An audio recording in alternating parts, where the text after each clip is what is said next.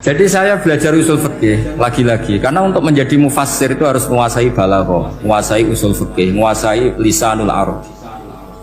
Nah, lisanul Arab yang sering saya contohkan berkali-kali. Saya punya kitab namanya Ar-Risalah.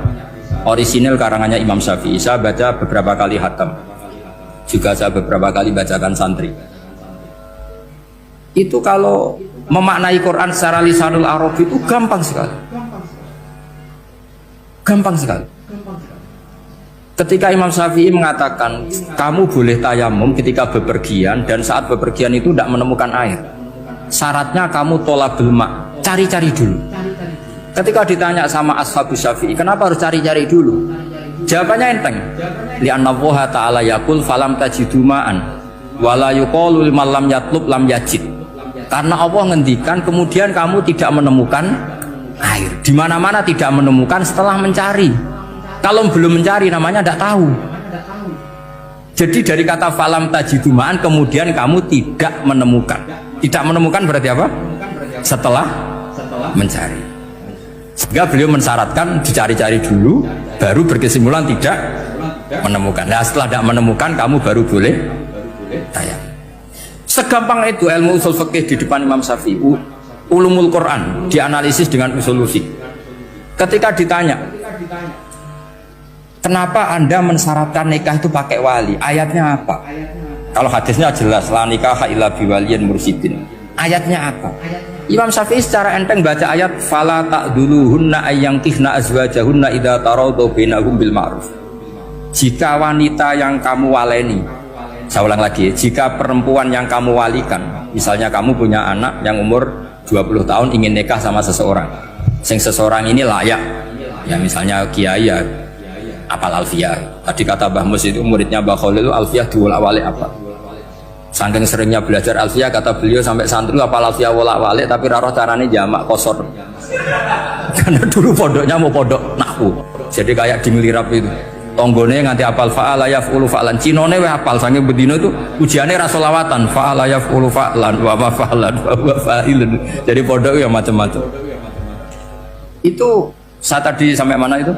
Tentang apa? Wali, apa wali nikah kan?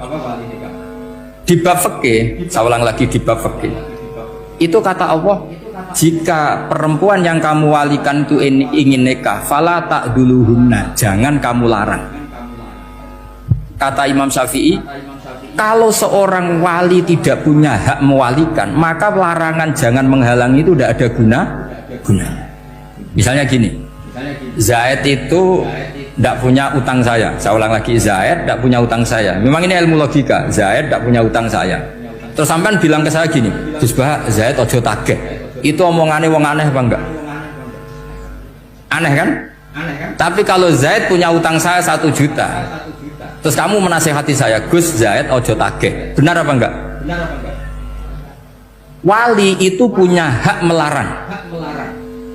Saya ulang lagi, wali berarti punya hak melarang putrinya tidak nikah. Jika diperintahkan Allah, kamu jangan pernah melarang.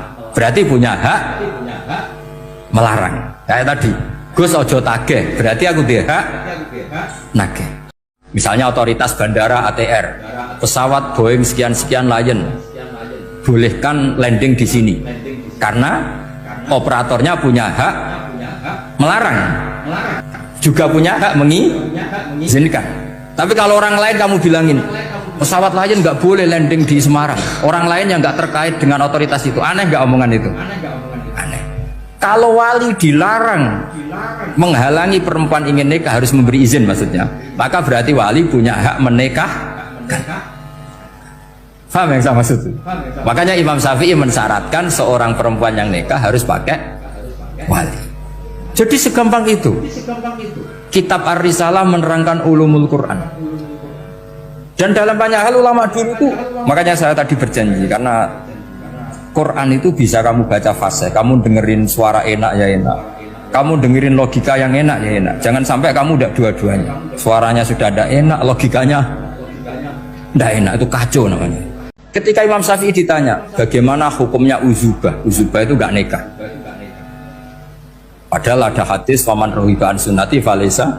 Kata Imam Syafi'i ya gak apa-apa. Kenapa? Fa inna Allah ta'ala dzakara 'abdan sholihan wa qala wa sayyida wa hasura wa nabiyya minas sholihin. Allah menyebut nabi yang soleh, dan di antara nabi yang soleh itu ada yang berstatus hasur. Hasur itu tidak ada keinginan sama perempuan, akhirnya tidak nikah. Berarti tidak nikah itu boleh karena ada nabi yang tidak nikah. Segampang itu dulu. Saya punya kitab, saya ini baru gencar-gencarnya kampanye kitab Syajaratul Ma'arif. Karena memang kitab itu bagus, menurut saya simpel dalam memahami Quran. Jadi anggap saja ini bentuk penghormatan saya sama Ki Bisri yang sudah mengkhidmai, mengenalkan ulumul Quran lewat tafsir Al-Ibris. Yang Ki Misbah punya tafsir Al-Iqlin. Memang dua beliau itu kalau yang satu ngarang terjemah Alfiyah, yang satu yang ngarang satu. Ini dua kutub yang berbeda, yang satu sangat rileks, yang satu sangat seperti itu. Nggak usah diterjemah nanti jadi repot. Itu ulumul Quran yang ditulis Syajaratul Ma'arif itu gampang sekali. Misalnya begini, beliau bikin judul Babun Nafil Ibad Bikullil Bilad. Bab seseorang harus manfaat kapan saja dia berada. Itu terus beliau qala ta'ala wa ja'alani mubarakan ainama kuntu. Ciri utama para nabi itu ngendikan wa ja'alani mubarakan ainama kuntu. Saya dijadikan di mana-mana itu berkah. Jadi seseorang hidup harus di mana-mana manfaat. Terus ketika beliau ngendikan babun la yutrakul haqqu li ajril batil, bahwa kebenaran tidak boleh ditinggalkan hanya karena ada banyak kebatilan. Beliau terus ngendikan inna sofal marwata min sya'airillah faman hajjal baita wa atamara fala junaha alai ajat tawafa dihima. Jadi di Sofa itu ada berhala namanya Isaf, di Marwah ada berhala namanya Nailah, atau sebaliknya pokoknya Isaf dan Nailah.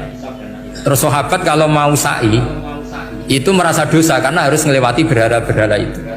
Jika mereka tanya, ya Rasulullah, saya ini tetap tawaf enggak? Padahal di tempat-tempat itu ada berhala. Terus kata Allah, tetap tawaf.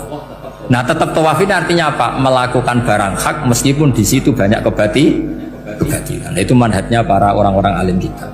Mbah Mus itu ya berkawan sama orang yang macam-macam. Kamu tidak usah ngeritik. Itu fikihnya sudah kelas tinggi. Fikihnya tuh la yutrakul haqqu li ajlil